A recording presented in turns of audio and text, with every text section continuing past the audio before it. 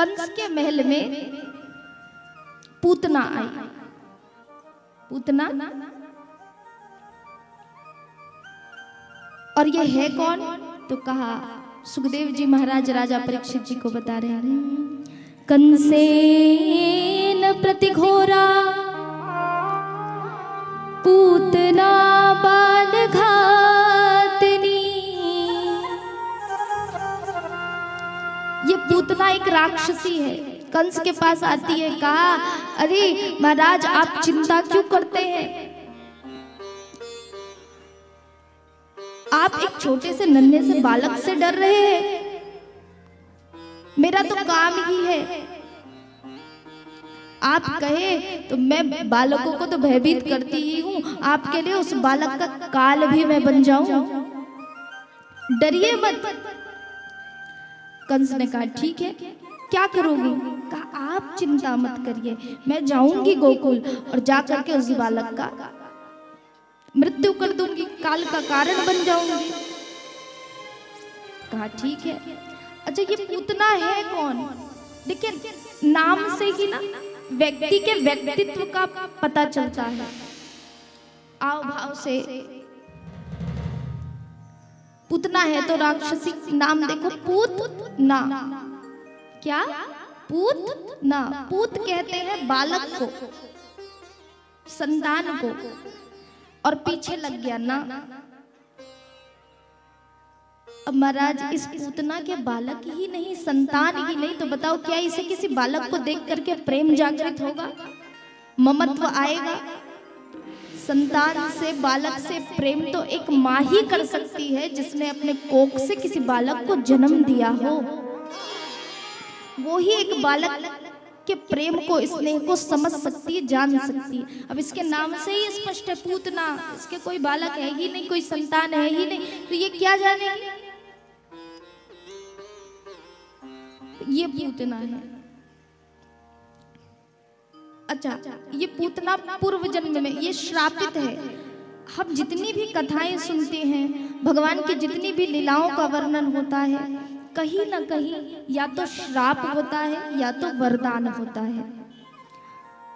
पूतना को श्राप मिला था पूर्व जन्म में। कैसा श्राप? इसने श्रापित कैसे हुए? राजा बलि की कथा आपने सुनी। राजा बलि की कथा में जब वामन भगवान आते हैं तो राजा बलि की बहन थी रत्नमाला। वामन भगवान आए, बड़ा सुंदर सा रूप था। रत्नमाला जैसे ही देखी तो देख करके एक वात्सल्य जागृत हुआ। कहा, काश इतना सुंदर बालक है, ये मेरा पुत्र हो जाता। भगवान ने कहा, तथास्तु। मन की बात जानने वाले हैं भगवान। थोड़े ही देर हुआ क्या, वामन भगवान ने राजा बलि से 3 पग जमीन मांगा और पूरे ब्रह्मांड को नाप लिया। जब ये लीला देखी रत्नमाला ने तो उसने कहा, जिसने मेरे भाई को आज उसकी सारी संपत्ति छीन ली, अगर ऐसा बालक हो तो मैं इसे विष पिला करके इसे मार डालूं। तो भगवान ने कहा, तथास्तु। तो ये भगवान, ये श्राप। तो ये पूतना है जो पूर्व जन्म में कौन थी? रत्नमाला थी, राजा बलि की बहन। सो अभी पूतना के रूप में आई है। पूतना है तो राक्षसी। अब राक्षस कैसे होते बताओ? राक्षस कैसे होते? बड़ा सुंदर सा साड़ी वाड़ी पहन के तो नहीं होते, वो बाल ऐसा बिखरा हुआ, कपड़े भी बिल्कुल डरावने वाले। सो वैसे ही वेश पूतना का भी था। लेकिन उसने सोचा, जब गोकुल में गई तो देखा सब और बधाई बज रहे हैं, चहल पहल है। सो ऐसे जाऊंगी तो गोकुल के लोग भी देख करके डर जाएंगे। सो किया क्या जाए, बहुत सुंदर सा उसने वेश बना लिया, एकदम सुंदर। और सुंदर वेश बना करके अब वो गोकुल में पहुंची तो गोप ग्वाल सखाओं ने बताया, अरे मैया नई नई दिखती हो, कहाँ से आई हो? कहा, हम तो बस मथुरा से आई है। सब लोगों ने स्वागत किया, अरे आओ आओ, तुम्हें पता है हमारे नंद बाबा जी के घर में बालक का जन्म हुआ है, आओ आओ तुम्हें भी दर्शन कराए। लेकर के गई। सब नन्हे मुन्ने बालकों को वो पूतना देखा करती थी।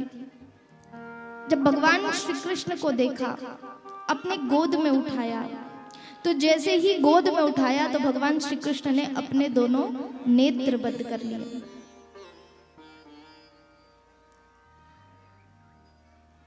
संत यहाँ पर वर्णन करते हैं कि भगवान श्री कृष्ण ने पूतना के गोद में जाते ही अपने नेत्र बंद क्यों किए?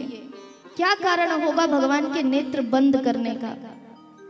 जानते हो, जैसे ही पूतना ने भगवान श्री कृष्ण को अपने गोद में लिया, प्रभु ने नेत्र इसलिए बंद किया, सोचने लगे कि ये पूतना का जब मैं वध करूंगा तो इसे कौन से लोक पे भेजूंगा, पहला। दूसरा, अलग अलग संत अपनी बातें रखते हैं। किसी ने कहा नहीं नहीं, भगवान ये सोच रहे हैं कि ये तो माँ के समान है, क्या इसे मारना उचित होगा? तो कोई संत कहते हैं कि यदि भगवान श्री कृष्ण आंखें बंद नहीं करते, आंखें खुली रखते, तो क्या होता? पूतना भगवान श्री कृष्ण के आंखों में देखती। और यदि बताइए कोई भगवान के नेत्रों में झांक ले, नेत्रों को देख ले, तो फिर तो वो बाके बिहारी लाल जी का ही हो जाता है। सो इसलिए भगवान ने सोचा कहीं आंखें खुली रखूंगा, ये मुझे देखेगी और इसके ज्ञान के पटल जाग जाएंगे, बुद्धि जागृत हो जाएगी, मुझे पहचान जाएगी। सो आंख बंद करना ही उचित है, और इसलिए भगवान ने आंखें बंद की है। पूतना ने भीड़ वाली जगह से निकली और निकल करके अब भगवान को अपने स्तनों में विष धारण करके, विष लगा करके भगवान को विषपान कराने लगी। उसे तो कहाँ पता है, वो तो सोच रही साधारण बालक है, लेकिन भगवान श्री कृष्ण विष का पान करते करते करते करते अब पूतना के खून को भी पीने लगे। और ऐसे पूतना छटपटाती हुई, हड़बड़ाती हुई विशाल शरीर लेकर के आकाश मार्ग में उड़ी और भगवान श्री कृष्ण ने पूतना का वध कर दिया। बोले कृष्णचंद्र भगवान की।